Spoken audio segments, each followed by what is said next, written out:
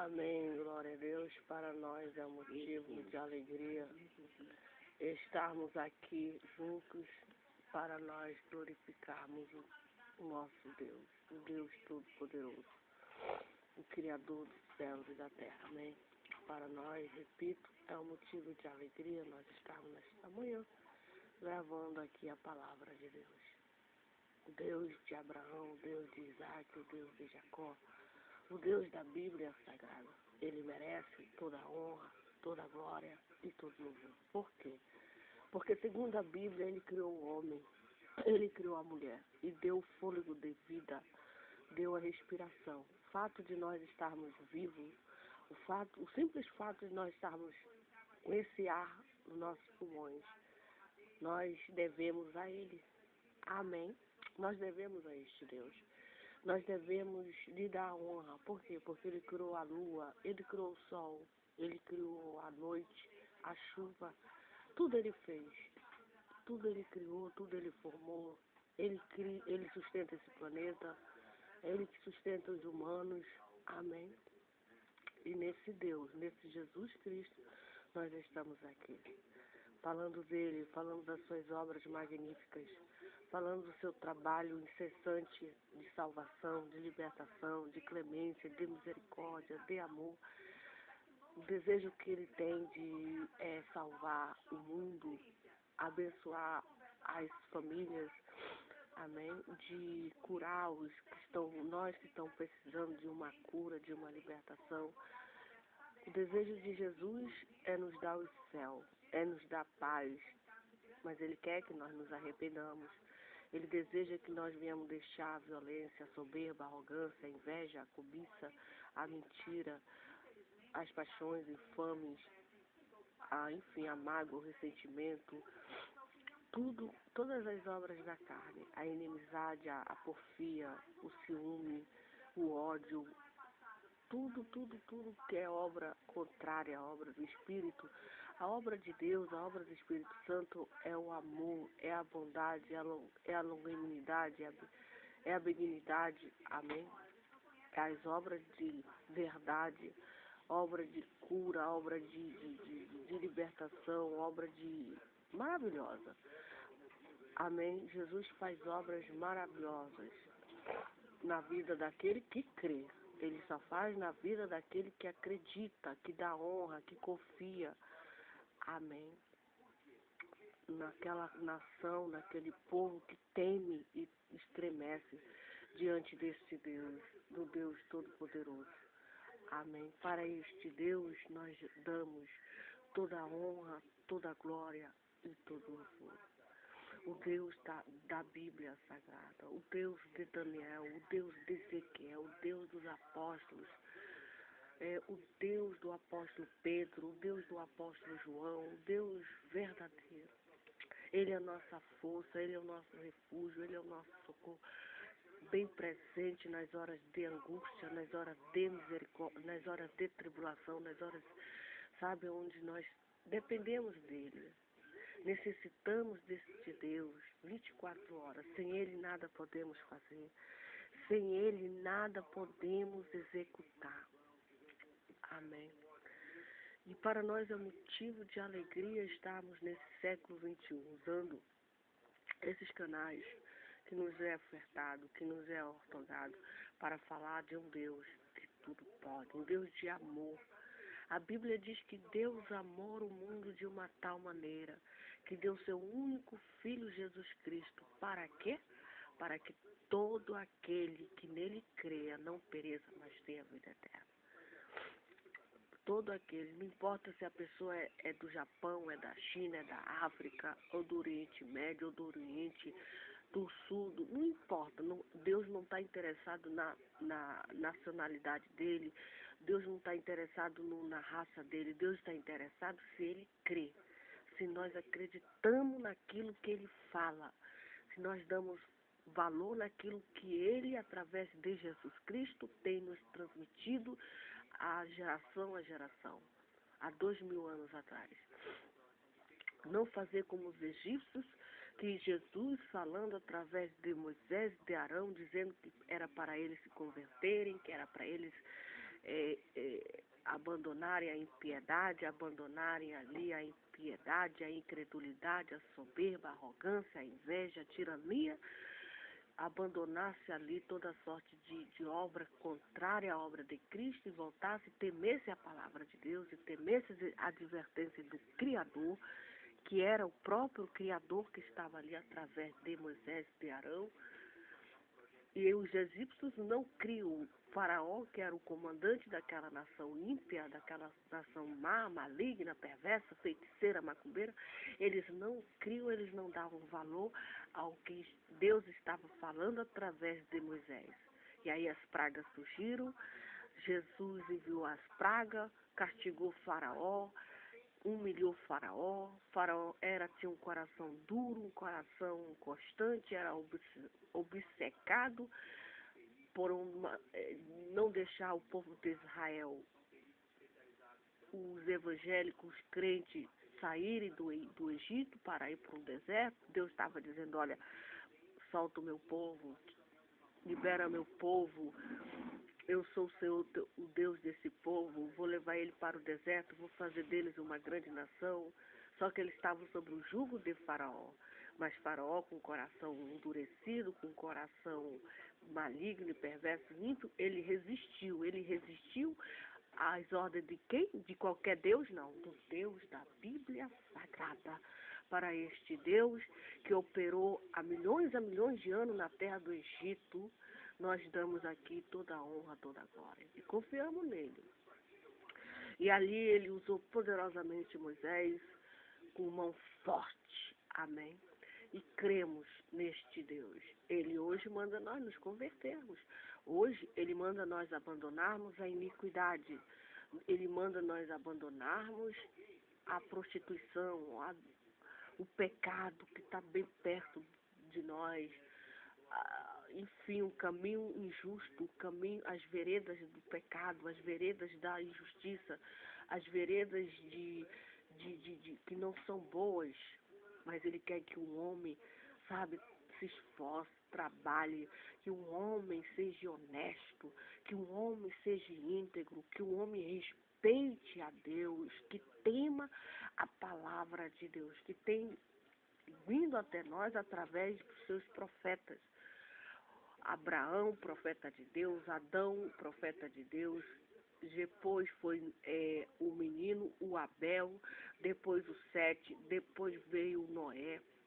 Eu gosto muito da história de Noé, porque a Bíblia diz que Noé vivia um momento de corrupção mundial.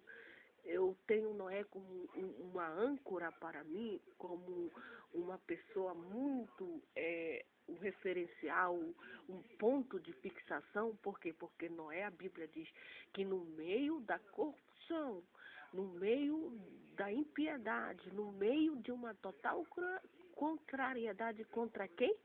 Contra o Criador dos céus e da terra. O povo estava corrompido de tal sorte que cada um fazia o que bem entendia. Cada um, não existia lei, não existia, sabe, não existia regra, não existia nada. Quem fazia as leis ali era um povo bárbaro. E graças a Deus, Noé, ele encontrou graças aos corações de Deus.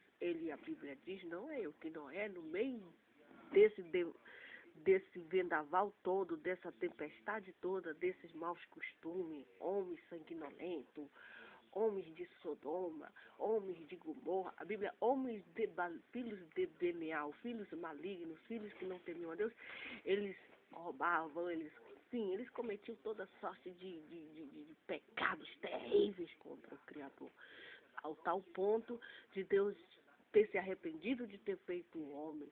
E é nesse cenário que Jesus disse que virá. Jesus disse para nós que virá num cenário de total abandono da fé. Jesus nos falou que virá num cenário de total abandono da esperança, um total abandono da confiança, um total abandono numa apostasia terrível. Jesus virá buscar aquele e aquela que respeita as palavras de Cristo. Não importa como está o cenário, não importa como está a situação, não importa, mas confiar em Jesus Cristo. Por quê? Porque ele tem atributos que ele não mente. Ele disse, ele falou, passará o céu, passará a terra. Mas as minhas palavras, as palavras que eu falei, essas não vão passar. Jesus compara as palavras dele com o sol. Passará o sol, passará a terra. Jesus comparou com esses sistemas grandiosos, porque o sol governa o dia, a lua foi criada por Deus para governar a noite. Jesus comparou a palavra dele com esses sistemas, dizendo que ele não vai passar as palavras de Jesus. Não vai passar tudo que Jesus falou. E os apóstolos escreveram, parece, se eu não me engano, Mateus e Lucas, que foi, o Lucas era um médico, se eu não me engano, Lucas era um médico. Mateus, se eu não me engano, era um publicano, cobrador de impostos. Não lembro, eu sei que Pedro, eu lembro muito bem que ele era pescador de peixe. Eu lembro muito bem que Pedro era pescador de peixe, porque ele, a Bíblia diz, não é eu que ele pescava. E aí ele deixou as redes dele e foi logo, seguiu a Jesus, porque ele viu o João Batista falando de Jesus Cristo, dizendo que Jesus Cristo era o Cordeiro de Deus que tirava o pecado do mundo. E ele, mais o irmão dele, parece, não lembro se era André ou Tiago, não me recordo, deixaram as redes e seguiram o mestre. Porque eles eram os escolhidos de Deus, eles estavam esperando o profeta lá de Israel. Eles sabiam, eles liam os manuscritos de Moisés, Moisés escreveu, Isaías escreveu, tantos. Enfim, então eles eram judeus, são judeus, da linhagem, da tribo, não me sei qual, não lembro, mas eles são judeus. Agora eu não lembro, eu sei que Jesus é da tribo de Judá, isso aí eu sei. Os apóstolos são de algumas tribos lá, só que eu não sei. Mas eu só sei que eles são israelitas, isso eu sei. O apóstolo Paulo, ele fala que ele é israelita da tribo de Benjamim. Ainda não pesquisei as tribos dos outros apóstolos. Então o que eu quero dizer com isso? Que Jesus Cristo vela pela sua palavra para que ela se cumpra. E nós devemos velar também para que nós venhamos permanecer fiéis a Ele. Fidelidade a quem? A Jesus. Amém. A Jesus Cristo. Fidelidade é confiar em Jesus diante da pior crise que possa existir no mundo. Nós estamos vivendo uma crise de violência que é clara, que é evidente, que é explícito, onde as pessoas estão fazendo justiça pelas suas próprias mãos, estão, enfim. E um dos pecados que eu estou muito vendo nesses últimos dias é o pecado do homicídio. O pecado do homicídio tem aumentado nos 4 cantos da terra. Isso é um pecado muito grande. Por quê? Porque Deus vai, quando Deus fez uma aliança com Noé, Noé se salvou daquele dilúvio que Deus enviou para o mundo e destruiu a raça humana. E Deus se manifestou a Noé e fez aquele arco. E logo aquela aliança Deus disse, falou, conversou com Noé, Noé fez o sacrifício, etc, etc, etc. O que foi que Deus falou com ele? Que o próprio Deus, ele vai requerer da mão do homem o sangue do próprio homem.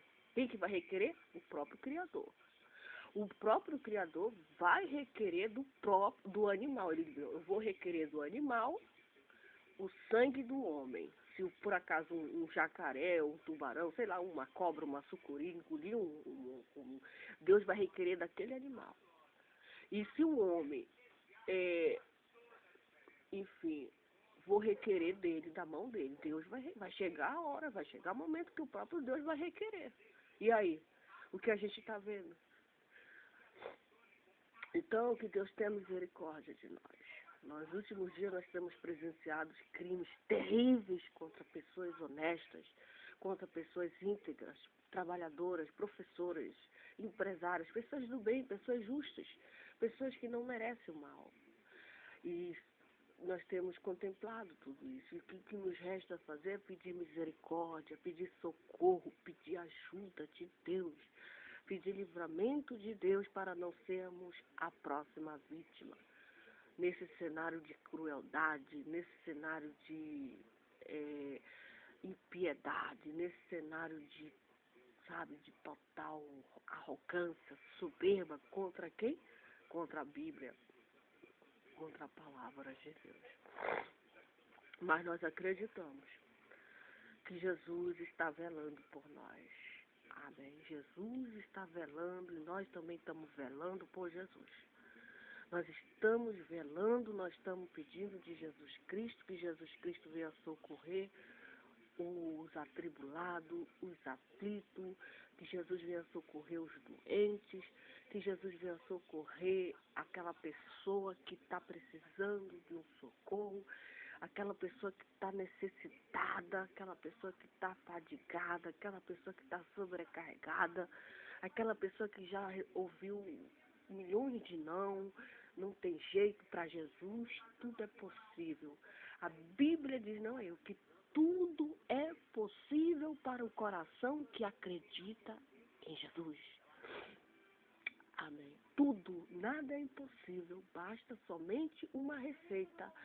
Uma receita que não pode faltar na operação divina, na operação de Cristo, que é a fé. A fé, a confiança no poder eficaz de Jesus, ela remove montanhas. Nós estamos diante de um homem, de um santo de Israel, que ele ressuscitou Lázaro, que ele curou cego, que ele curou câncer, lepra, leproso. Lepra não tem cura naquele tempo. Agora já tem cura, graças a Deus. Graças a Deus a ciência avançou, já tem cura a lepra. Já tem cura a lepra. Mas naquele tempo, logo no início do tempo de Jesus, a lepra era uma doença incurável. Só Jesus e mais ninguém. Era incurável, não existia remédio para curar a lepra. E Jesus curou esses leprosos. Jesus curou. Hoje, graças a Deus, no nosso século, a lepra, ela, além de ela ser curada, ela é controlada. Tem um controle mundial sobre essa praga. Graças ao nosso bom Deus. Graças a Deus. Mas o câncer está aí.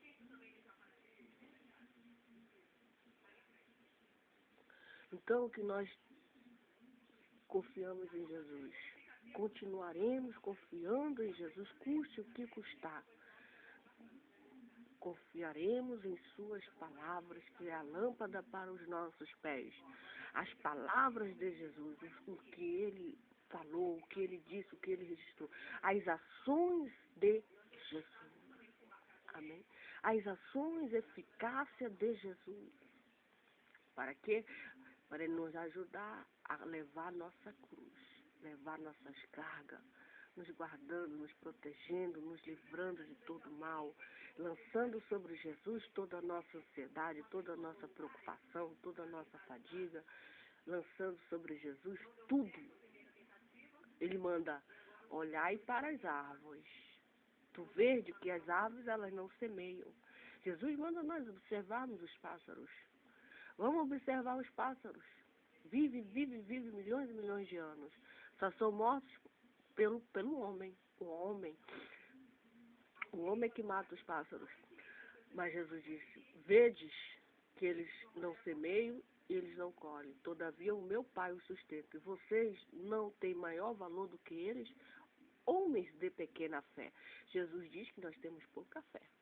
Jesus disse que nós temos pouca fé, porque se Jesus dissesse, Jesus falou para mim, Jesus fala para nós, Jesus fala para o mundo, que nós se tivermos uma fé do tamanho de um grão de mostarda, se nós tivermos, compararmos, nós diremos para esse monte, sai daqui e vai para acolá, e não duvidar nesse coração duvidoso, esse coração incrédulo das coisas que Jesus falou, acontecerá em nome de quem? De Jesus. Então nós cremos que em nome de Jesus, toda dificuldade, todas as barreiras, toda a desavença, todo o vendaval, todas as coisas ruins, enfim, todo o mal-estar, todo o estresse, todas as coisas que cooperam para o mal daqueles que amam a Deus, vai cair por terra. É anulada, decreta falência. e verá a bênção de Deus sobre as nossas vidas, sobre as nossas almas, sobre o nosso espírito, sobre a nação cujo Deus é o Senhor. É por isso que nós estamos anunciando este Deus dia e de noite, incansavelmente, porque nós cremos no Deus Todo-Poderoso. Amém. Louvado seja o nome deste Deus. Glorificado seja o nome deste Deus que tudo pode, que tudo sabe e que tudo vê. Eu estava falei algumas coisas sobre o sermão profético, os princípios das dores. Jesus falou disso aí. Jesus continua falando, continua dizendo para nós que virá a grande tribulação. Essas tribulações que nós passamos aqui na terra, uma tribulação de uma dor de cabeça, uma tribulação de uma desavença ali, uma contendazinha ali. Nós estamos vivendo o melhor momento, embora muitos não dizem, mas nós devemos levantar as mãos para esse céu glorioso, e devemos glorificar esse Deus. Por quê? Porque nós estamos vivendo o melhor momento de Deus. Porque os nossos antepassados, eles viveram momentos terríveis. Uns foram degolados por causa da Bíblia, outros por causa disso, daquilo, pensamento, etc, etc. Hoje não, graças a Deus, tem uma contenda ali, tem uma coisa ali, mas nós estamos vivendo ainda, com tudo isso, nós estamos vivendo o melhor momento. Mas a Bíblia diz que virá um momento terrível sobre essa terra, virá a grande tribulação sobre o mundo, aonde Jesus diz que quando nós virmos a abominação da desolação de que falou o profeta Daniel, está no lugar santo. Quem lê, quem entenda, onde é esse lugar santo? É em Jerusalém. Jerusalém, Israel, tem um templo lá, Jesus vai reinar lá para o mundo todo durante 1000 anos. Jesus vai reinar em Jerusalém. Amém. Vai reinar. Então, Jerusalém é o nosso foco. Então, os que estiverem na Judéia, que fujam para os montes. Isso aqui vai acontecer. Isso aqui, que é a grande tribulação. Depois, os profetas, os apóstolos, os próprios pastores da nossa atualidade dizem que isso aqui, o crente fiel a Jesus, salvo, crente perseverante, ele não vai passar pela grande tribulação, ele vai ser arrebatado. Antes de vir a grande tribulação ao mundo, os crentes fiéis, verdadeiros a Cristo, eles vão ser arrebatados, eles não vão passar. Mas o crente infiel, o crente inconstante, o crente que não confia, o crente insensato, necio, etc, etc, etc, ele vai ficar, vai ser permitido ele ficar, ele vai ter uma segunda chance, mas em compensação ele vai ser muito perseguido. Mas Jesus ainda vai estar operando na grande tribulação. Claro, com muita pouca... Porque o Espírito Santo vai estar aqui ainda, mas vai estar operando pouco, porque já foi arrebatada a igreja de Deus para o céu. Mas vai ter salvação, vai ter muita salvação no mundo todo, mas como eu já falei, em meio à grande tribulação. A grande tribulação que virá para o mundo. E quem estiver sobre o telhado não desça tirar alguma coisa da sua casa. E quem estiver no campo não volte atrás a buscar as suas vestes. Aí Jesus fala que ai das grávidas que amamentarem naqueles dias. Por quê? Ele manda nós orar. Ele manda nós orarmos para que a fuga do crente, a fuga daquele que confia em Jesus, daquele escolhido, daquele selado, não aconteça no inverno nem no sábado. Agora, porque eu não sei. Ele manda a gente orar. Por que não aconteça a fuga no sábado nem no inverno? Eu não sei. Eu não sei por que. Mas ele mandou orar. Jesus, que essa fuga não aconteça no inverno, que esse arrebatamento não aconteça no sábado. Pode acontecer numa segunda, numa terça, numa quarta, numa sexta, mas no sábado e nem no inverno não. Por quê? Não sei explicar. Porque haverá então grande aflição, como nunca houve. Aqui ele responde, por quê? Porque haverá então grande aflição, como nunca houve desde o princípio do mundo, até agora nem tampouco haverá jamais. E a Bíblia diz, Jesus fala que se esses dias não fossem abreviados, nenhuma carne se salvaria, nenhuma carne.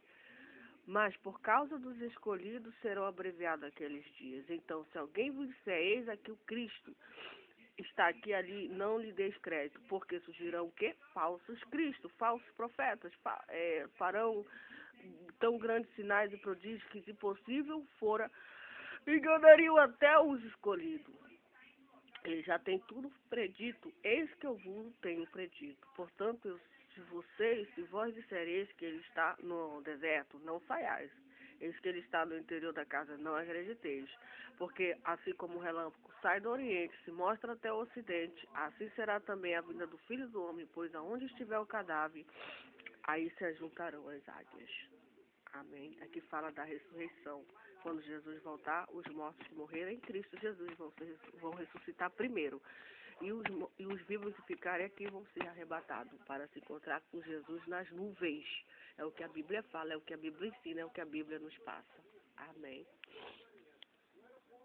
Louvado seja o nome do Senhor.